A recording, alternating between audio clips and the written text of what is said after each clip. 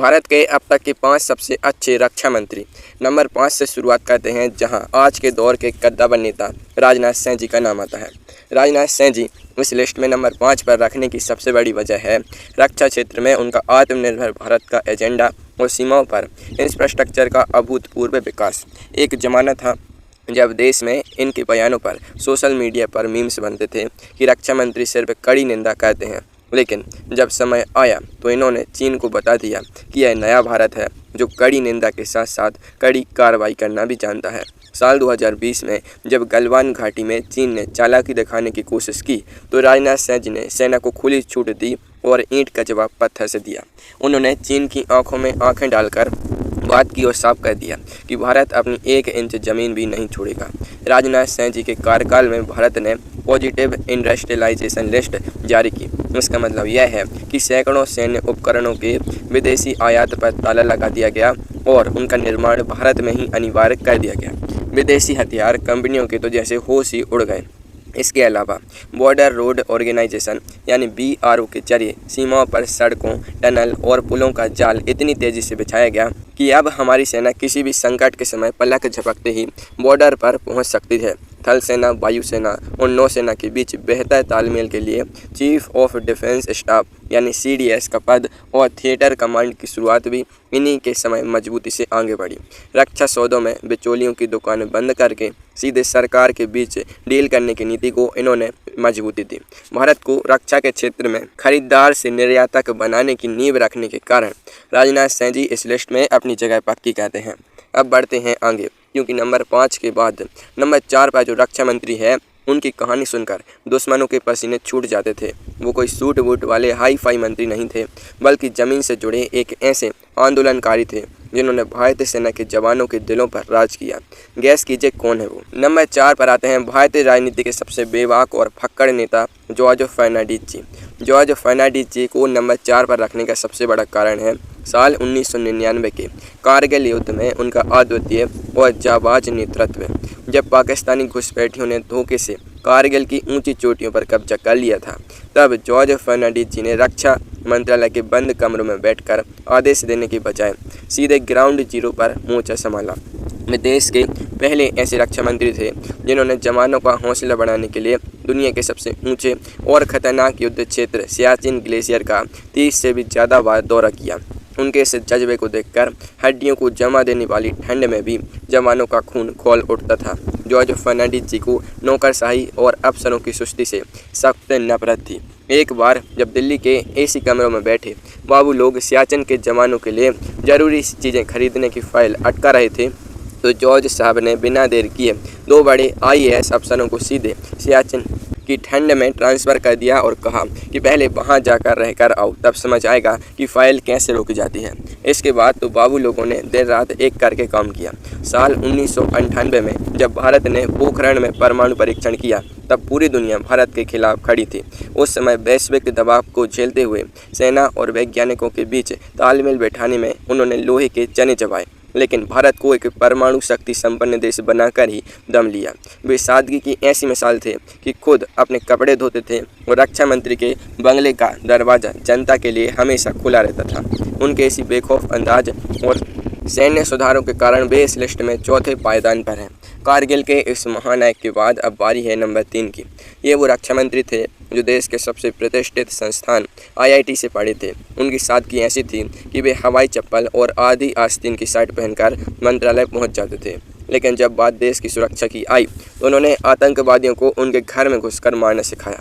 सोचिए कौन हो सकता है यह जीनियस। नंबर 3 पर विराजमान है भारत के सबसे पढ़े लिखे और ईमानदार रक्षा मंत्रियों में से एक मनोहर पर्रिकर जी। मनोहर पर्रिकर जी को नंबर 3 पर रखने का सबसे बड़ा कारण है भारतीय रक्षा नीति को रक्षात्मक से आक्रामक बनाना और साल 2016 की ऐतिहासिक सर्जिकल स्ट्राइक। उरी में जब आतंकवादियों ने हमारे सोते हुए जवानों पर कायराना हमला किया तो पूरा देश गुस्से से उबल रहा था। उस वक्त मनोहर पर्रिकर जी ने सेना के साथ मिलकर एक ऐसी गोपनीय रणनीति तैयार की जिसने भारतीय सैन्य इतिहास को हमेशा के लिए बदल दिया।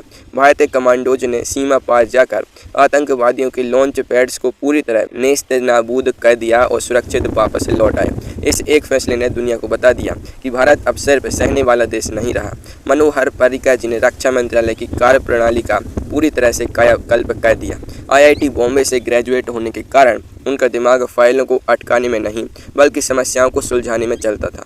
उन्होंने सालों से अटके पड़े रक्षा सौदों की फाइलों पर जमी धूल को साफ किया और सेना के लिए आधुनिक हथियार, बुलेट प्रूफ जैकेट और फाइटर जेट्स की खरीद को फास्ट ट्रैक मोड पर डाला।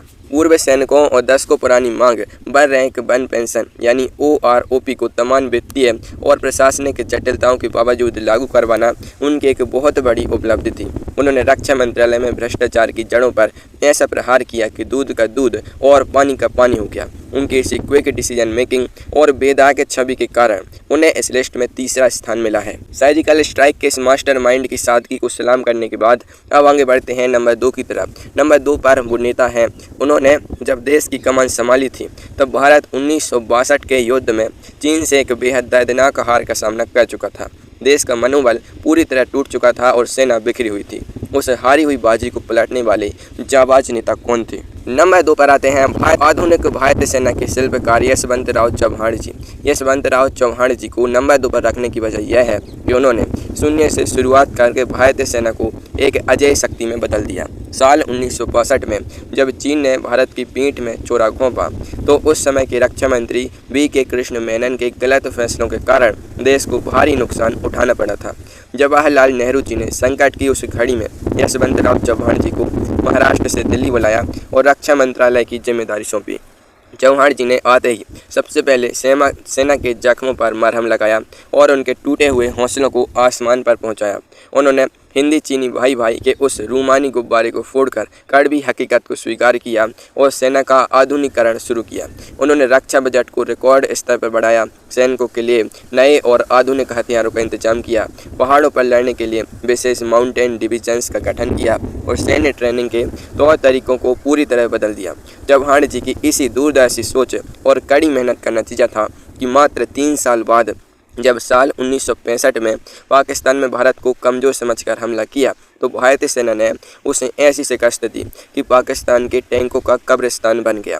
हमारी फौज लाहौर के नज़दीक तक पहुंच गई थी। यशवंतराव चव्हाण जी ने विपरीत परिस्थितियों में कमर कसी और देश को उस अंधकार से बाहर निकाला, इसलिए वे इतिहास के सबसे महान रक्षा मंत्रियों में गिने जाते हैं। 1965 की जीत की बुनियाद रखने वाले इस महान नेता के बाद अब वक्त आ गया है उस नंबर 1 महानायक का नाम जानने का, जिसने न सिर्फ युद्ध जीता बल्कि दुनिया के नक्शे को ही हमेशा के लिए बदल दिया। एक ऐसा युद्ध जिसमें दुश्मन सेना के वीरों की हेकड़ी ऐसी गुम हुई कि इतिहास का सबसे बड़ा आत्मसमर्पण हुआ। कौन थे वो नंबर 1 रक्षा मंत्री? नंबर 1 पर गर्व से नाम आता है बाबू जगजीवन राम जी का। बाबू जगजीवन राम जी को इस लिस्ट में बिना किसी शक के नंबर 1 पर इसलिए रखा गया है क्योंकि उनके कार्यकाल में भारत ने साल 1971 के युद्ध में पाकिस्तान के खिलाफ अब तक की सबसे ऐतिहासिक, निर्णायक और सबसे बड़ी सैन्य विजय हासिल की थी। इस युद्ध के बाद पाकिस्तान के 2 टुकड़े हो गए और दुनिया के नक्शे पर एक नए स्वतंत्र राष्ट्र बांग्लादेश का जन्म हुआ। बाबू जगजीवन राम जी की सबसे बड़ी खूबी यही थी कि वे जमीन से जुड़े नेता थे और संगठन चलाने में माहिर थे। उन्होंने युद्ध के दौरान फील्ड मार्शल सैम मानेकशॉ और अन्य सेना प्रमुखों के साथ ऐसा तालमेल बैठाया जिसकी मिसाल आज भी दी जाती है। उन्होंने सेना के रणनीतिक फैसलों में कभी भी राजनीतिक दखल अंदाजी नहीं की और सैन्य लीडरशिप को पूरी छूट दी। उनका साफ मानना था कि युद्ध कैसे लड़ना है यह जनरलों को तय करने दो, सरकार का काम उन्हें साधन उपलब्ध कराना है। जब युद्ध शुरू हुआ तो बाबू जगजीवन राम जी ने पर्दे के पीछे रहकर रसद, हथियारों और लॉजिस्टिक्स की सप्लाई चेन को इस तरह से मेंटेन किया कि भारतीय सेना को पूरे युद्ध के दौरान किसी भी चीज़ की कमी नहीं हुई। इसी बेहतरीन जुगलबंदी का नतीजा था कि महज 13 दिनों के भीतर पाकिस्तानी सेना के कमांडर जनरल नियाजी को अपने 93,000 सैनिकों के साथ भारतीय सेना के सामने बिना शर्त घुटने टेकने पड़ी। इतिहास में इससे बड़ा और अपमानजनक सरेंडर किसी भी देश की सेना ने नहीं किया था। पाकिस्तान जो हमेशा कश्मीर को हथियाने के सपने देखता था, उसे बाबू जगजीवन राम जी ने ऐसी धोबी पछाड़ मारा उसकी आने वाली पीढ़ियाँ भी उस हार को नहीं भूल सकती। संकट के समय अचल रहने, सेना को पूरा सम्मान देने और भारत को एक ऐतिहासिक गौरव दिलाने के कारण बाबू जगजीवन राम जी भारत के अब तक के सबसे सर्वश्रेष्ठ रक्षा मंत्री हैं।